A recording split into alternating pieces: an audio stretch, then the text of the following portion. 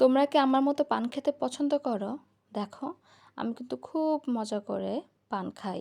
আমি ছোটোবেলা থেকে পান খাই এবং এই পান খাওয়ার অভ্যাসটা হয়েছে আমার দাদির কাছ থেকে। আমার দাদি যখন পান খেত, আমি আমার দাদির পাশে বসে থাকতাম, কখন সে পান খাবে এবং এমনভাবে নজর রাখতাম যেন সে কোনো মতেই আমাকে ফাঁকি দিয়ে পান না খেতে পারে। মানে আমাকে না দিয়ে সে যেন পান না খেতে পারে।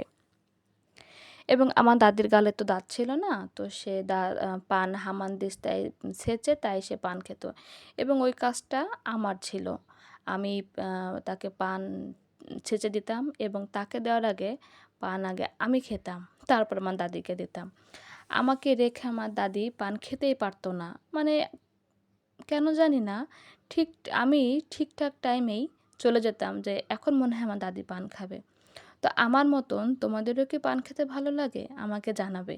তাহলে একদিন জমিয়ে আমরা আড্ডা দিয়ে পান খেতে পারবো। ওকে? বাই।